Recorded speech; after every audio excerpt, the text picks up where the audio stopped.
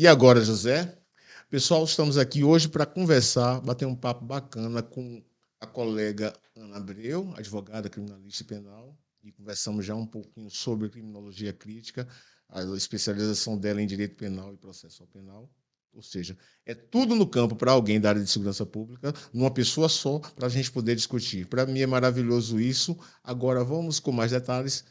Professora Ana Abreu. Ana, fala um pouquinho mais sobre você, acerca da tua vida em relação ao mergulho nesse mundo. E diga-se de passagem, eu deixo bem claro a minha admiração por determinados personagens na Bahia que se debruçam sobre a matéria, o que é raro. Alguns dão alguns voos rasantes, alguns passam, mas aqui tem um caso específico, no seu caso, é muito confortante ver que é algo que você se engaja, que você gosta. Fala um pouco mais de você sobre essa área, sobre a sua visão do direito, sua história e como chegamos até aqui. Bom, o meu contato com a criminologia começou na universidade, né? Eu sou advogada hoje, criminalista, É Úrsula? e não, eu estudei na Católica, Católica? Sei. e dentro da Católica sempre participei de grupos de pesquisa. O primeiro grupo de pesquisa eu iniciei com direitos humanos, aí infelizmente não tive a oportunidade de estudar a cadeira de criminologia dentro da faculdade, conheci após a faculdade, mas lá ingressei na área da ciência, né, da pesquisa, de contato com a pesquisa. E com isso, uma coisa foi levando a outra, fui instigando a busca por aprendizado. Quando eu me formei, acabei me formando e um tempo depois iniciou a pandemia. Nossa. E aí, foi bom, entre Formou em aspas, 2019. isso. Não Uhum. consegui.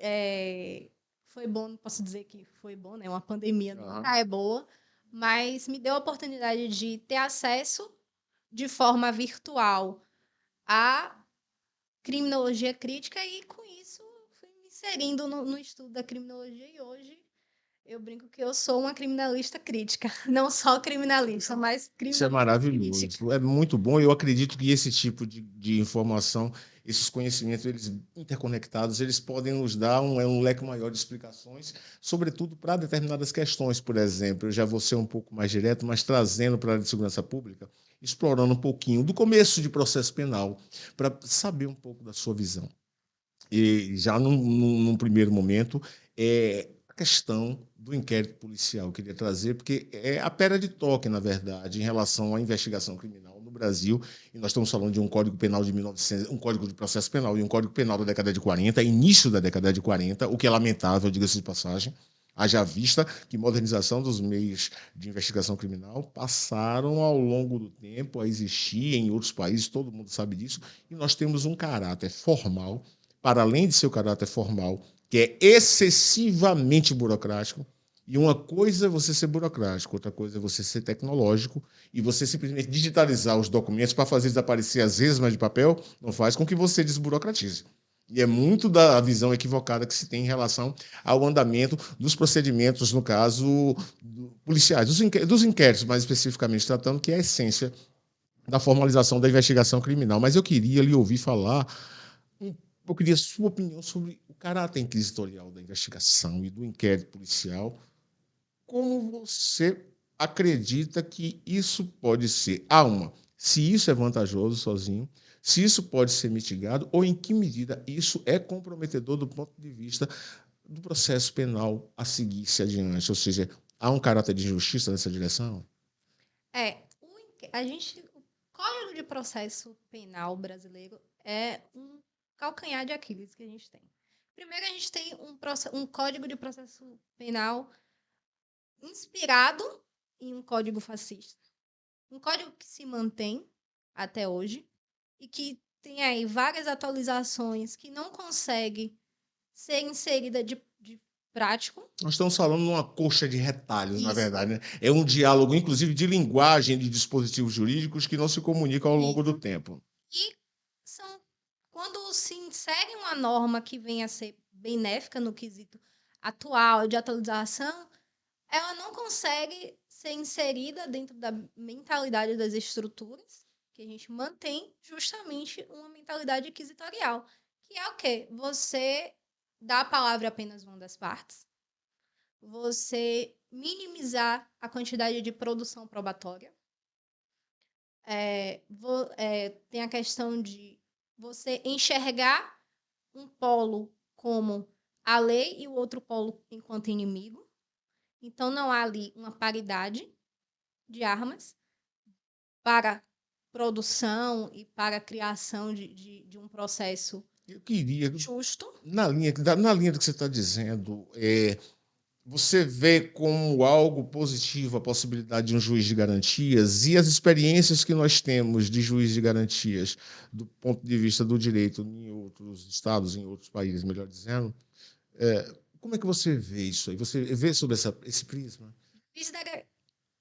Falando em E hoje nós processo sabemos, só voltando, né, que nós tivemos esse exemplo aí, essa situação é bom até para situar o nosso telespectador em termos de juiz de garantias, tivemos algo que foi colocado como projeto de lei e ficou seguro, e o Supremo, no caso, através do ministro Luiz Fux, não deu andamento em relação a essa questão, particularmente em termos do pacote anticrime, e que está fala. parado até hoje. Está parado até hoje, exatamente. Nós estamos falando disso da altura de hoje, 26 de agosto de 2022. Justamente. E essa questão do por que o juiz da garantia está parado? Está parado porque é um avanço em você tentar conquistar um processo que se desvirtue do processo inquisitorial. O Brasil é atualmente o único país sul-americano que ainda mantém um processo penal inquisitorial. O Uruguai já teve experiência de transformação para um processo penal acusatório e que isso perpassou a construção de um novo código. Inserido o juiz da garantia foi primordial para essa transformação do código inquisitorial para um código acusatório. Sei. Vamos colocar a coisa em outros termos para ver até onde determinadas inquietações minhas aqui pode parecer, no caso, talvez a dúvida de muitos que estejam assistindo, sobretudo o pessoal envolvido com a área de segurança pública, Sim. que é muito o papo que nós estamos tendo aqui. Você não vê dificuldades do ponto de vista da produção probatória, inclusive da questão da sigilosidade de uma investigação, quando você coloca um possível agente de um fato delitivo, de uma ação, do ponto de vista de agir, não é ação processual, de uma ação, de um ato penal relevante, na linguagem de Luiz Flávio Gomes, ele fala muito assim, alguma dificuldade em termos de produção de provas, uma vez que o agente ele vai estar participando de todos os passos e todas as diligências e todas as ações do Estado policial, no caso, falando de operação, juntamente com o órgão ministerial? Aí entra numa questão de limites, né? Você está querendo, acredito que é isso. Limites para o acesso a essas informações. Eu quero colocar, principalmente, o nível de acesso que pode ter, você colocou bem como limite, mas é basicamente o seguinte: a inviabilidade da produção de provas não pode acontecer, sobretudo em determinados tipos de crime, na medida em que você faculta todo um pleno acesso dentro do sistema de investigação criminal, porque uma das características poucas dentro, no caso do inquérito policial, que a gente fala, sigilosidade, ela tem uma razão de ser, e pela minha experiência, do ponto de vista da investigação criminal, torna-se lógico, pautável, de que você não pode deixar acontecer que determinados passos sejam colocados aqui de plano de público, na medida em que eu ainda estou fazendo a construção probatória dentro, no caso, trabalhando conjuntamente com o órgão acusatório, que é o Ministério Público. Eu só quero saber exatamente onde é que fica o meio termo disso, para que nós não inviabilizemos, primeiro, a produção da verdade processual, através do conjunto probatório, e depois, que isso tenha plenas condições, através de depois do trabalho, e preservado esse primeiro momento de sigilo, lançarmos adiante a relação jurídico-processual penal, colocando esse cidadão para vir a compor um dos polos da relação, né? Jurídico-processual penal. Nesse caso, a minha opinião agora no quesito pessoal é de que falta, dentro do Código de Processo Penal, limites para o segredo, limites para a abertura dessas informações. Porque o que a gente tem vai ser um processo de informação no início, o inquérito totalmente fechado, mas e aí? Precisa existir um limite para colheita de informações, um respeito de como vai ser colhida essas informações, óbvio. É para isso que a gente hoje tem a cadeia probatória. E, após isso, dá espaço para os advogados terem acesso às informações. Concordo que precisa existir uma etapa prévia de busca, de apreensão dessas provas de forma sigilosa, mas essa busca e essa apreensão dessas provas Sim. precisa ter um tempo determinado, precisa ter uma estrutura Até porque ninguém seguida. pode viver indefinidamente sob um sigilo que termina virando o verdadeiro repressor da pessoa, na medida em que a O gente. que eu vejo hoje, enquanto criminalista, é uma dificuldade muito grande que a gente tem de contato com essas provas criadas ali no início, no inquérito. Somos impedidos, muitas vezes, de ter Isso. contato. Normal. Fora da regra é a gente conseguir ter acesso. A gente toma chá de cadeira, a gente tem que fazer requerimento à mão. Eu já fiz muito requerimento à mão. A gente precisa. Para ter acesso de algo que já está nos autos, devidamente colocado. Já a prova produzida. A OAB precisou colocar no seu código que o advogado ele tem o direito ao acesso às provas produzidas pós-produção, óbvio, no inquérito. Sabe quando a gente chega numa delegacia, por exemplo, que a gente requer aquilo ali, nos é impedido. A gente tem que se impor, tem que criar um desgaste Imagina, desnecessário. deve ser um negócio assim, nossa. Pés somem. Aí a coisa já virou uma aventura policial, não. A lista, a primeira coisa que eu tenho que fazer quando eu pego um inquérito é ver se as páginas estão numeradas certas. Porque páginas somem misteriosamente quando a gente pega um inquérito. Então, a gente tem que olhar se a página está na ordem. Então, essa questão de organizar, de ter um crivo ali maior de tempo, de gestão, de produção dessas coisas na fase do inquérito, mas acredito sim que não somos ingênuos. Óbvio que se a gente, enquanto criminalista, tivesse acesso ao momento exato da produção ali da prova, coisas iriam acontecer, Com né? certeza, com certeza. O sigilo inicial, sim, é importante, principalmente para certos casos, para você conseguir pegar aquela prova, fazer a criação daquela prova de forma fidedigna, mas com o tempo, depois de um determinado tempo, se a gente conseguir ter contato com aquilo, ter acesso àquilo ali. Perfeito, perfeito.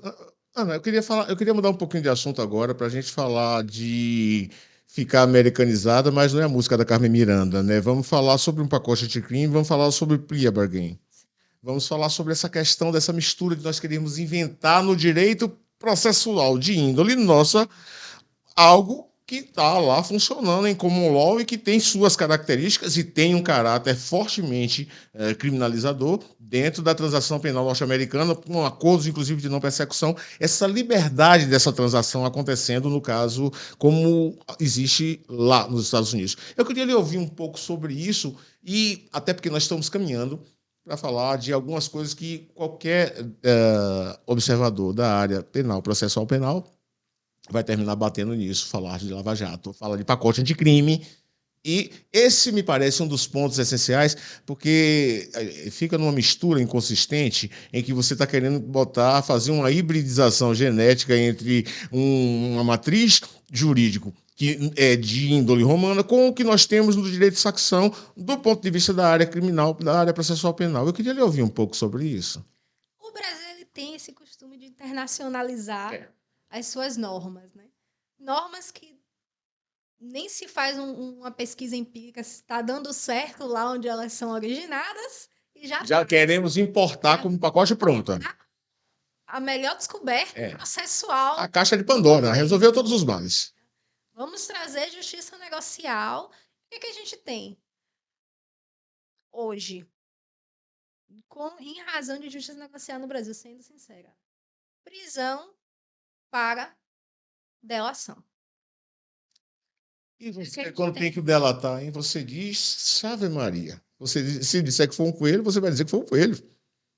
Só que aí, a parte, no caso, a defesa fica de mãos atadas.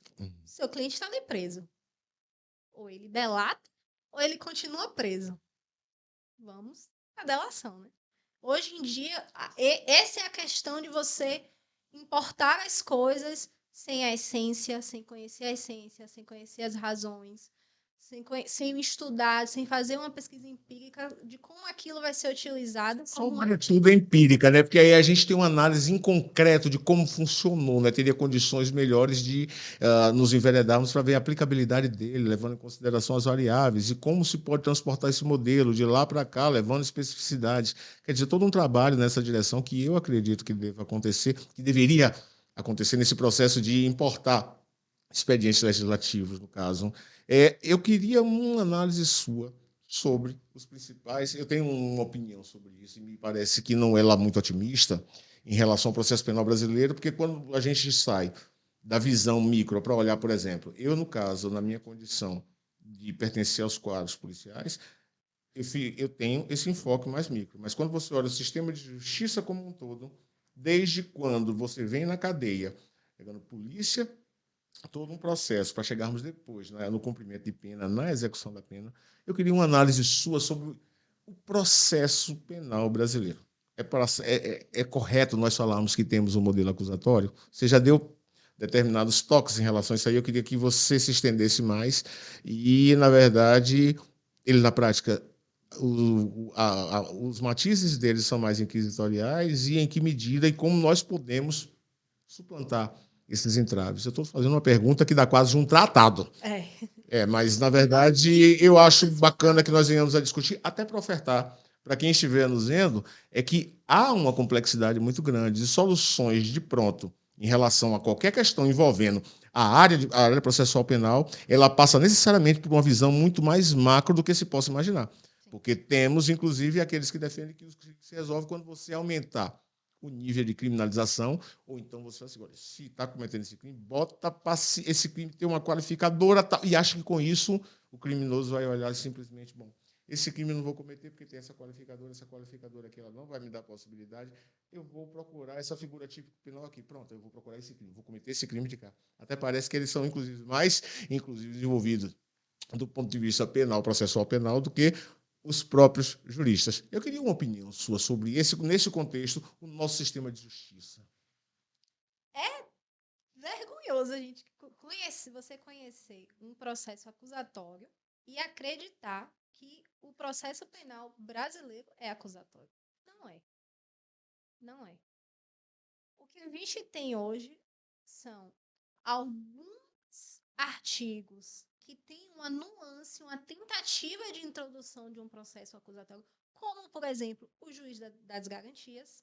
É uma tentativa de você começar a inserir um processo acusatório, ou seja, um processo em que as duas partes têm poder, as duas partes têm fala, não só uma, e que o juiz não é parte.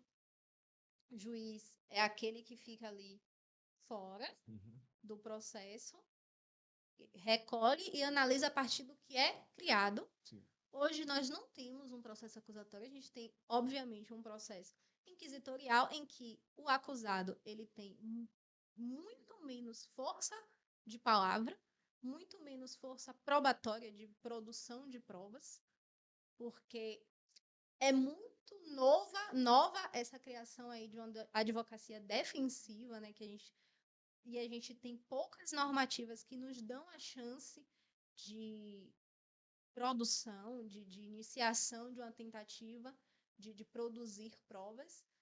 E isso a gente não tem, é totalmente inquisitorial, não temos um processo acusatório, não temos essa força de dualidade, as duas partes ter a mesma força dentro do processo. Mas, Ana, agora eu vou fazer um contraponto para você pegar e me responder. Quando você começa lá nos idos, nas primeiras cadeiras em termos de processo penal, fala-se acerca de que nós temos dentro do processo penal uma primeira fase que é inquisitorial, e aí nós vamos estudar do 1 ao 30, falando sobre inquérito policial daquela forma extremamente anacrônica, e a partir de então, com o oferecimento da inicial acusatória, iniciamos uma relação jurídico-processual penal, onde você tem o estado da acusação, eu tenho a equidistância do juiz do estado de defesa, no caso, compondo a defesa técnica, o advogado lá de cá. Ainda assim, você entende que, na verdade, a marcação mais forte é de uma característica inquisitorial? Eu estou só reproduzindo aquele beabá nosso em termos no começo de processo penal, de direito processual penal, quando nós estamos estudando lá na faculdade. Eu entendo quando, a partir do momento em que a palavra do Ministério Público, às vezes, é levada em consideração e a da defesa nem é lida, nem é sopesada, você não tem aí, então, a paridade. Se não tem paridade, não tem processo acusatório. Então, nós não estamos falando apenas de uma divisão pedagógica, topológica, em termos do que existe em determinada parcela do Código de Processo Penal, mas da substância, da forma como se configura o processo penal, lá na sua essência, sua característica. Sim. E, por exemplo, não só essa questão da palavra, né, da palavra do Ministério Público ter sempre força maior. Por exemplo, a palavra do policial, a fé pública, a palavra do policial dentro do processo ali, naquele momento do processo, também é forte.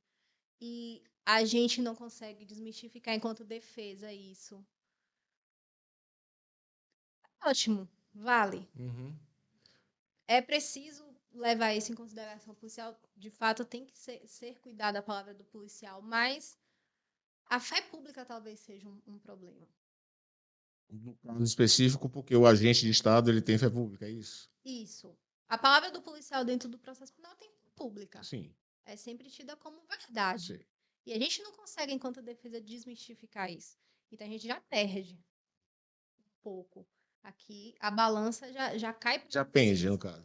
E a paridade já não existe ali quando se fala em um processo que deveria ser acusatório, a palavra do policial está sempre para o Ministério Público, né? Ele é geralmente uma prova trazida do Ministério Público, não é uma prova trazida pela defesa. Agora, vamos falar de prova trazida pela defesa. Você imagina, por exemplo, que uma prova trazida pela defesa, se ela tivesse essa liberdade de produção de provas, que não tem, seria... É isso que eu em condições. Verdade de produção de provas, mas o problema está na questão da avaliação dessas provas. A prova trazida pela defesa não tem a mesma avaliação, o mesmo peso. Está falando basicamente do caráter subjetivo, no caso, envolvendo a questão do Ministério Público. A gente não tem como falar de processo penal sem falar sobre mentalidade. Não adianta a gente levar o processo penal para uma tentativa de um processo penal acusatório se a mentalidade do julgador continua sendo inquisitorial. Então, as duas coisas precisam caminhar junto. A gente precisa de uma reciclagem de mentalidade, uma construção de uma mentalidade acusatória para que a gente consiga alcançar um processo acusatório que gere resultados reais de processo acusatório. E quando a gente tiver um processo que a gente não tem hoje, acusatório, ou um processo que tem aí nuances de acusatório, mas mentalidade julgadora inquisitória, as contas não vão fechar, né? Não vai existir. Perfeito. Eu queria avançar agora para falarmos um pouco de uma matéria mais espinhosa, o próprio direito material, o direito penal em si. Vamos falar sobre determinados aspectos que envolvem a questão da criminalização, o direito penal como última ratio, como aquele último momento, como a punição por excelência, pelo nível de gravidade de ofensa que foi feita ao ordenamento jurídico. Mas vamos falar também sobre as vertentes em relação a isso aí, do ponto de vista da tua análise prática, com a tua experiência, principalmente dos seus estudos na área. Como é que você vê a perspectiva criminalizadora, por exemplo? Temos sempre em mente que nós iremos resolver qualquer tipo de problema em relação a determinada figura típico penal através de uma agudização, de um recrudescimento de penas, uma mentalidade eminentemente criminalizadora, de um lado. E, por outro lado, nós temos rotulações, por exemplo. Eu fico muito preocupado quando nomes começam a ser divulgados em grande escala, em todos os níveis de mídia, sem uma fundamentação em si mais consistente, numa perspectiva, de um lado, uma perspectiva criminalizante, e do outro lado, uma perspectiva que já ganhou rótulo e já ganhou vícios em relação à interpretação dela, que no caso nós estamos falando da perspectiva garantista. Só para trabalhar com essas duas vertentes. Não que você tem condições de trabalhar com mais, e eu acho importante. Mas só para colocar isso aí, que é um debate que está posto em relação, dentro da própria, da minha experiência, inclusive fazendo a agenda parlamentar, conhecendo a Câmara dos Deputados um pouquinho, há sempre esse tipo de coisa. E é uma briga ferrenha. Nas comissões especiais é o pau que dá. E eu queria lhe ouvir um pouco sobre isso, como é que você vê e as perspectivas. Agora mesmo nós estamos em vias de criar mais um tipo penal, ou seja, uma Emília do sítio do Pica-Pau Amarelo, ela tem menos remendo do que o próprio Código Penal. Sim. E eu queria lhe ouvir um pouco sobre isso, porque já tem outras propostas, inclusive tem uma figura típica que quer inventar agora, que no caso a questão do novo cangaço, quer inventar o tipo de domínio de cidade. Em que medida nós fazemos apenas e tão somente a perspectiva criminalizante, ela, nesse aspecto, ela é efetiva, ou seja, ela produz um resultado do ponto de vista de coibir a ação penal, a ação criminosa do ponto de vista direto, com redução de suas ocorrências, tão só pela tipificação. Queria ouvir um pouco sobre isso. Crime temos. À vontade. Muitos. Prisão também prendemos. Muito. Temos aí quase hoje 1 milhão de pessoas presas. Fora os mandados de prisão em aberto não cumpridos. Isso aí eu conheço um pouquinho de perto. Perto. Então, pena e prisão não é o problema. Temos muito. Prendemos muito. E prendemos mal. Porque não resolve. Mas vamos lá, prendemos mal como? Eu estou vendo um crime sendo cometido, por que é que eu não devo prender? Me diz aí. Porque a prisão em si não resolve o que está por trás do crime. Não resolve as questões sociais. O problema, a prisão não vai resolver a razão do crime acontecer. Sim. Então a gente está ali combatendo a ação, mas não combate o gerador da ação. Então a ação ela vai sempre existir, a gente está sempre combatendo ali a última coisa, mas a gente não consegue alcançar A origem. a origem, que vai impedir das coisas chegarem àquele ponto final, aquele estágio final do crime cometido. Quais os pontos nessa origem? Desculpa fazer uma interrupção, mas é porque me parece extremamente oportuno. Começar.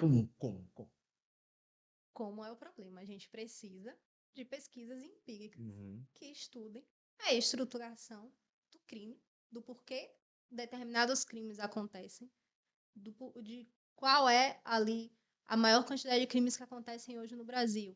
Quais o tráfico de drogas. Qual é a razão do tráfico de drogas? A gente precisa de pesquisas nessa área. Isso é política criminal. É você trabalhar a partir do dado concreto. Sim. É você ver a partir da concretude. Não é você dissociar aquilo ali, você negar o que está acontecendo e só punir, só criar um final, só Até porque você sobrecarrega, né? você sobrecarrega o sistema. E aí de quem fica a culpa? Pernambuco hoje, por exemplo, está aí, com o sistema superlotado, o judiciário mandou liberar. Como vai fazer isso?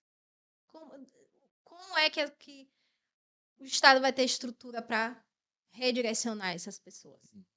Então, tem que ser estudado, porque a gente hoje em dia está só acumulando Vidas. acumulando. Paradas e pensando e acumulando como se fosse um depósito. Porque nessa briga em que a gente deixa de perceber os reais fatores, a gente perde dos dois lados.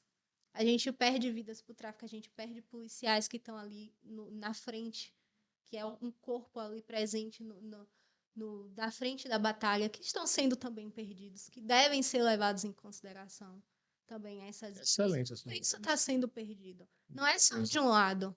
A pesquisa ela tem que servir para tudo, para todos. A gente precisa proteger não só porque como criminalistas as pessoas tendem que a gente acham que a gente quer proteger só o bandido. O rótulo nesse sentido é extremamente ruim, não ajuda em nada.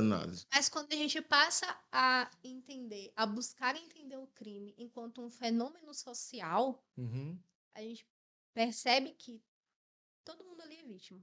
O policial que morre num confronto é vítima e precisa ser atendido pelo Estado. O bandido que chegou ao estado de banditismo precisa ser analisado por que chegou ali, a que ponto chegou ali, por quê, qual é a função da pena, por quê.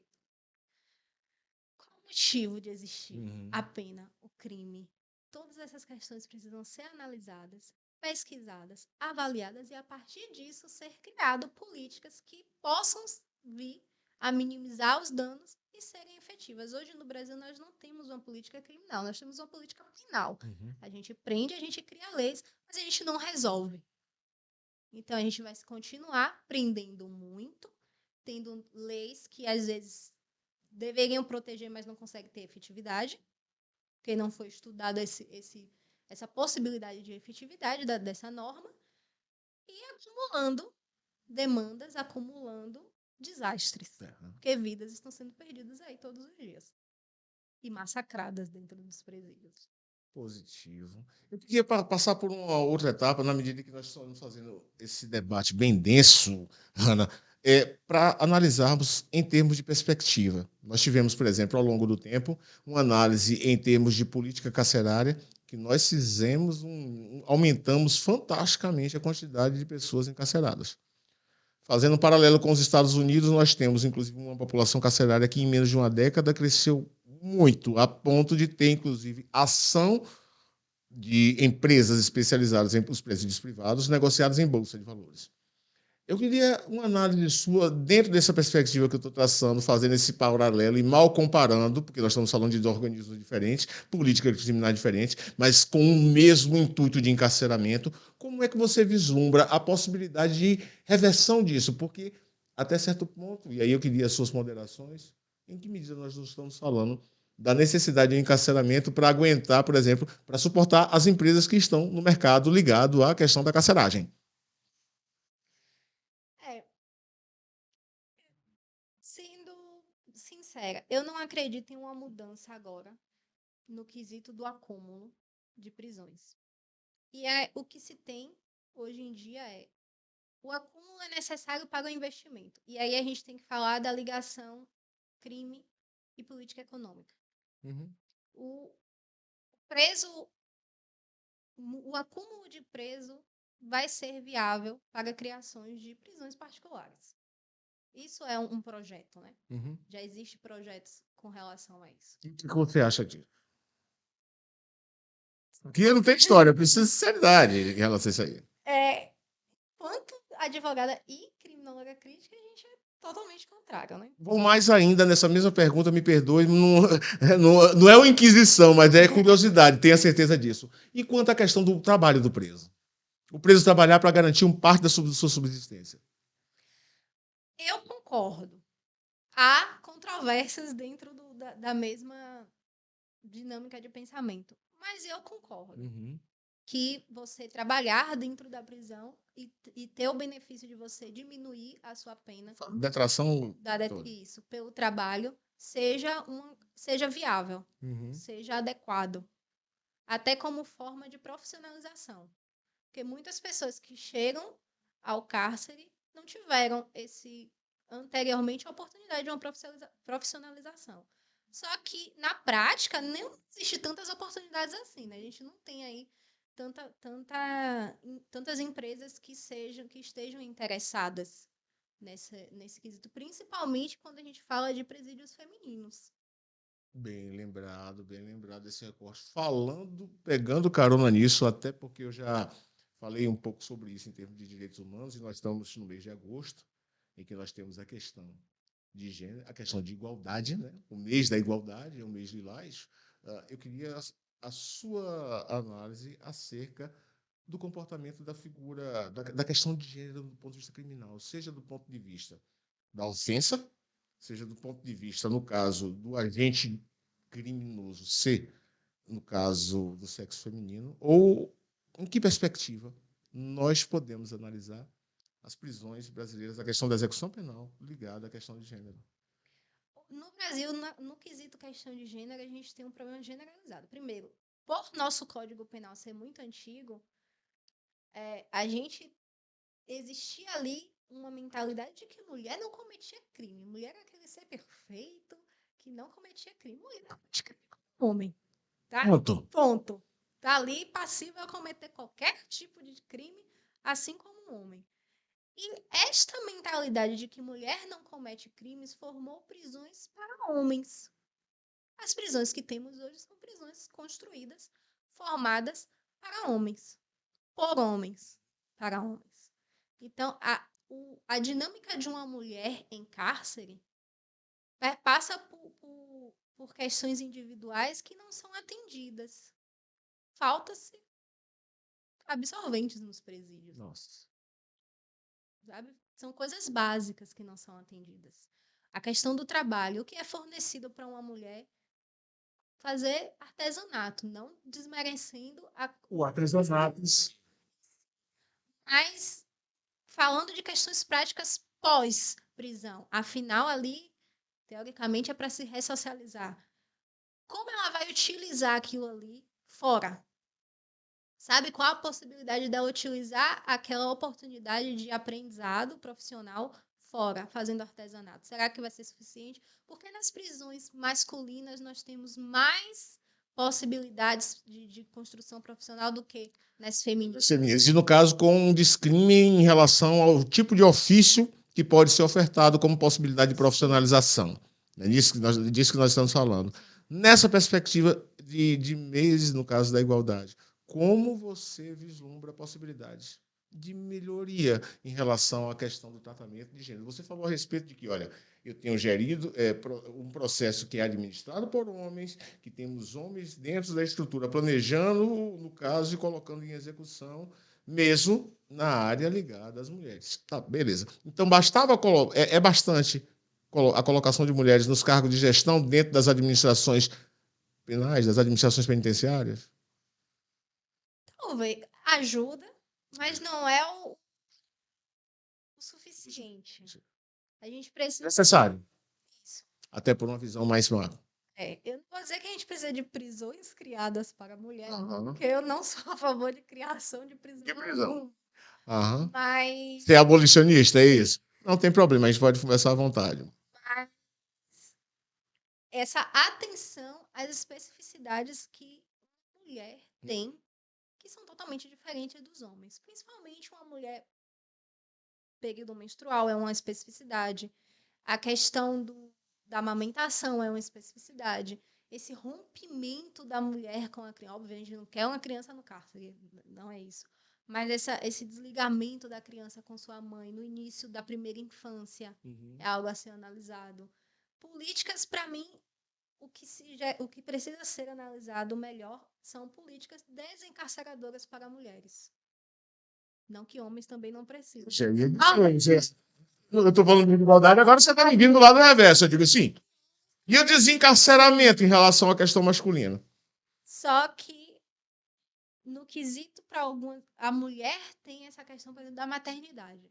Já tem a lei que mulheres com filhos menores de 12 anos têm a possibilidade de ficar em prisão domiciliar, mas na prática, e aí na prática? Eu trabalho com dados. E agora vamos lá. Prática isso está funcionando, tá? Eu quero aproveitar para colocar alguns pontos mais fortes, porque eu não ia perder essa oportunidade de jeito nenhum. Saindo da visão, aproveitando a questão de você tranquilamente assumir a sua postura, no caso abolicionista, e eu aceito discutir, dialogar com elas. Agora eu quero colocar alguns problemas práticos na mesa. A possibilidade de graduação em termos de violência dentro dos atos criminosos praticados por determinados agentes dá luz, e eu não sei em que medida nós estamos falando apenas de direito penal do inimigo ou em que medida nós estamos falando de elementos que têm um nível de perigosidade muito grande, em que o fato de cometerem homicídios em série, desde quando haja a interrupção dos seus objetivos, de cometerem latrocínios, determinado tipo de crimes que têm um caráter violento mais forte. Como é que se daria o tratamento realístico desses elementos? Vamos dar nome aos bois? Nós temos, por exemplo, alguns elementos que estão encarcerados em presídios federais, segurança máxima. Os colegas que trabalham com isso são, no caso, os policiais do antigo DEPEN, que é o Departamento Penitenciário Nacional, e hoje são policiais penais federais, que hoje, graças a Deus, nós já temos o caráter de polícia para os colegas que militam na área penal. Nós temos alguns, e no caso da Bahia nós não temos presídios federais, mas temos bastante contato com alguns colegas, o Reivon Pimentel, que é, no caso, pertencente aos quadros da Polícia Penal do Estado da Bahia. Eu queria, no miolo disso aí, colocar, não temos a necessidade de graduar esse tipo de coisa, porque há uma dificuldade tremenda de colocação de elementos com esse nível de violência, com esse nível de prática, de agressividade, e diga-se de passagem, dentro do seu espectro, com bastante inteligência, do ponto de vista de movimentar-se e criar organizações criminosas com controle dentro mesmo do próprio cárcere.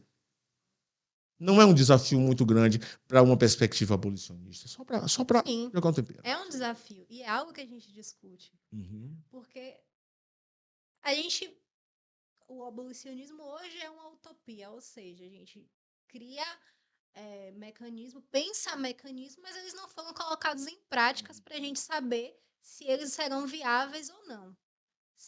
Na concretude, se aquilo ali de fato vai acontecer como a gente pensa ou se é apenas ali um devaneio nosso. Ao meu ver, eu acredito que crimes, a gente tem que começar o abolicionismo de forma gradativa. Crimes de menor potencial ofensivo, óbvio, já não geram prisões, mas a análise. Primeiro parte da análise. O que é que mais prende hoje? Tráfico, roubo, furto. Sim. A partir disso aí, como a gente pode começar a gerar políticas desencarceradoras? Para conflitos sociais mais graves, como homicídio, como estupro, a gente precisa ir estudando a partir da concretude das coisas que forem, dos dados que forem surgindo em concreto, Sim. formulações. Interessante a sua perspectiva, eu acho que coloca um pouco de realidade no discurso para não viver num romantismo de mundo. Como adivinhar o que vai acontecer sem viver aquilo. O que a gente vive hoje enquanto abolicionista a gente cria teorias, fala. O abolicionismo existe porque há muitos crimes que não são investigados, há muitos crimes que não são julgados, há muitos crimes que não são sentenciados. Então, na prática cotidiana, o abolicionismo faz parte daquilo ali. Há crimes que não têm pena. Mas a partir do que entra dentro no Crimes praticados. Há Isso. crimes praticados que não têm pena. Ou seja, a realidade concreta, É. a situação do caso da existência, ocorrência do crime em sociedade. Sim. Há, sim, crimes que não são penalizados. E aí a gente tem que olhar a partir dos que são penalizados, como a gente pode minimizar a situação, como a gente pode criar políticas criminais que venham a minimizar essa situação e ver também a questão dos crimes mais graves, dos conflitos sociais mais graves, como o homicídio, por exemplo. Vai ser suficiente a desencarceração? Será que a prisão é totalmente desnecessária? Isso são coisas que a gente só vai aprender na prática. A gente precisa da prática. Poxa, eu gostaria de suas considerações. A gente está se encaminhando já para um momento mais finalizador desse encontro. Para mim foi extremamente produtivo, está sendo extremamente produtivo. Eu queria que você falasse um pouco sobre a perspectiva disso, do que é que você pode dizer do ponto de vista da perspectiva do sistema de justiça, do ponto de vista prático, e o que é que você acha que pode ser movimentado e mudado no espectro do nosso micro-universo baiano. Você teria condições de me dizer alguma coisa do ponto de vista de pesquisa mesmo, ou de conhecimento dessa área, sobretudo do ponto de vista de melhoria? Esse é do ponto de vista empírico e do ponto de vista de legislação. Aí eu já vou fazer uma outra pergunta, que é para você finalizar, justamente porque você está na área penal e processual penal. E desde o começo nós estamos falando aqui do retrocesso, que é você ter um código penal, que é uma verdadeira coxa de retalhos, um código de processo penal idem, com maluquices legislativas inventadas, querendo juntar alhos com bugalhos. O que você vê como perspectiva de existência desses dois diplomas legais, da forma como se encontram? Essa seria a parte final, antes de você fazer, no caso, um apanhado acerca da questão, como eu falei, do sistema de justiça, em concreto, aqui na Bahia. No recorte que você queira dar, seja das polícias, seja do ponto de vista do processo em si, seja do ponto de vista da execução penal. Algo que você entenda como peculiar, como importante, como mais relevante para nós colocarmos. Inclusive, eu gosto muito de fazer esse tipo de pergunta, desse sentido, sabe por quê? Porque tem um brocado que rola no meio jurídico baiano. Olha, nós temos 3 justiças no Brasil. Nós temos a Justiça Federal, nós temos a Justiça Estadual e nós temos a Justiça da Bahia. Então, para fazer gosto com a piada, tem alguma coisa que você destaque que você acha que é diferente em relação ao comportamento dos outros estados? A primeira pergunta. Olha, Bahia, quesito tribunal, se a gente for visualizar. Nosso tribunal é difícil soltura. A gente não consegue dentro do Tribunal de Justiça, você fazer ali um tratamento de análise processual, por exemplo, preventivas. Nós temos muitos presos preventivos na Bahia. Muitos presos preventivos, e a gente não consegue ali uma liberação desse pessoal dentro do tribunal. A gente precisa subir os processos para o STJ, para o STF. Então, o Tribunal de Justiça da Bahia, no quesito liberdade... É um nível de inflexibilidade muito grande. Não tenho dados concretos, mas pela minha visão de bolha jornalística que a Bahia oferece, acredito que a gente está vivendo aí um momento de violência grande e muitas perdas. A gente vê todos os dias aí que está acontecendo assaltos e tudo, violência de rua mesmo, e não consigo visualizar uma forma de minimizar essa situação em concreto a curto prazo, sabe? Sem criações de políticas específicas para a Bahia. E que as decisões, no caso, passarão por um longo período, desde sua maturação até o processo de produção, no caso, no último estágio dos seus resultados. É isso. Sim, sim. A questão da audiência de custódia, por exemplo, na Bahia é algo que a gente precisa analisar. A Defensoria está lançando dados sobre a audiência de custódia, sobre a nossa pouca conversão das prisões em flagrantes em liberdade, da grande massa de conversão da prisão em flagrante em prisões preventivas. A gente está fazendo ali o acúmulo de pessoas dentro dos cárceres brasileiros. A qualidade das nossas penitenciárias é algo que a gente precisa analisar. A qualidade do cuidado que a gente tem com a questão dos policiais, a gente também precisa analisar. Tudo isso precisa ser colocado e analisado para que a gente crie ali políticas criminais que sejam efetivas, para que a gente crie um estado social melhor, né, de bem melhor para todos, né, para todo mundo. Beleza. E agora, e aquela questão final que eu lhe falei sobre direito penal, direito processual penal, código de processo penal, a viabilidade disso dentro de uma perspectiva de necessidade de mudança ou de melhoria do nosso sistema de justiça. Eles conseguem responder? É justamente a finalização da pergunta que eu fiz contigo. Sem uma mudança estrutural, sem uma mudança real, não. Se a gente continuar nessa coxa de retalhos, vai continuar o problema existindo. A gente precisa de uma mudança radical. A gente precisa de um novo Código de Processo Penal com um novo curso de inserção aí, uma reciclagem do pessoal do judiciário, uma busca, pegar ali o pessoal do judiciário, pegar o pessoal da acusação, todo mundo inserir ali numa mudança estrutural de mentalidade para a inserção de um novo código. Porque trazer um novo código sem uma mudança de mentalidade, as coisas vão sempre ser... Nós temos um código, uma proposta de código de processo penal que já nasce devidamente defasada. Nós estamos vivendo isso em Brasília, né? Nós temos uma proposta de código de processo penal que ele já tramita lá na Câmara há mais de 10 anos. E até agora não saímos do lugar. Sem falar no Código Penal, mas o de processo penal causa espécie porque nós temos uma mudança procedimental acontecendo até no mundo real. E, na verdade, o mundo legislativo, que devia dar respostas mais efetivas sobre essas mudanças, fazer as devidas adequações, nós temos simplesmente caminhos largos para algo que, quando nascer, já nasce idoso e já nasce defasado. É problemática essa situação. Eu lembro que essa questão do Código de Processo Penal, eu estava na universidade, já se falava sobre o Código de Processo Penal, e vai ter... E eu falava, meu Deus, eu vou ter que comprar um vademecum. Novo, é sempre assim. A alteração legislativa também, em alguns momentos, era muito grande. Essa mudança não aconteceu. Eu já saí da faculdade, já tenho aí quase 3 anos advogando, e não chegou ainda o novo Código de Processo Penal. E a gente precisa de uma mudança radical. Ana, eu queria, finalizando aqui, agradecer demais a sua participação.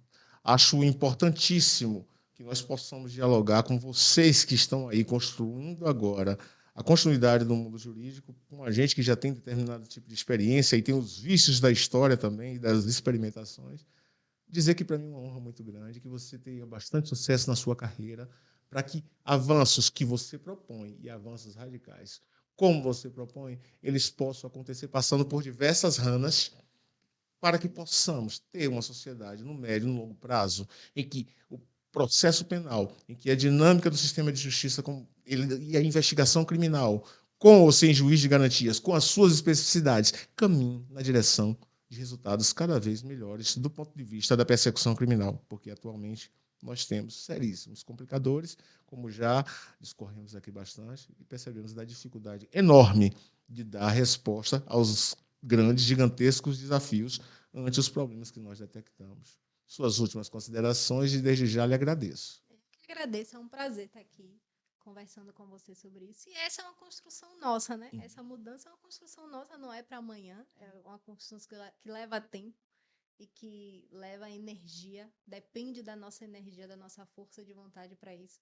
E eu fico muito honrada de estar dividindo essa bancada com alguém que se preocupa com a questão criminal e está aí se propondo a essa mudança da questão criminal, a enxergar a questão criminal como algo importante no meio político. A gente precisa de políticos que pensem na política criminal. Então, eu fico muito feliz de estar aqui dividindo essa bancada e todo esse debate sobre política criminal com alguém tão preocupado com ela. Muito obrigado, Hanna, mas eu queria, finalizando, eu queria que você falasse sobre suas redes, quem quisesse entrar em contato com você, até porque essa perspectiva do jovem, e nós estamos falando de uma advogada inteligente, jovem, que está se dedicando a isso, pode estimular muitos. Quem quiser manter contato com Hanna para dividir essas inquietações e poder ingressar também nesse mundo, nesse campo de estudo, mais especificamente falando. Se quiser falar comigo, é só ir no Instagram, é a rede que eu estou mais presente. Agora eu também fiz um TikTok, mas ainda estou me adaptando. Eu sou uma jovem senhora que ainda não consigo se adaptar direito ao TikTok. No Instagram, Hanna Abreu. É sem o H no final, porque meu nome é H-A-N-N-A-H, né? Mas não tem o H no final, é Hanna N-N-A Abreu. Sei. Lá, 2 As não, um A só. Hanna Abreu. Hanna Abreu. Não tem o H e não tem o A dobrado, ou seja, é Hanna Abreu. @Hanna Abreu. É isso?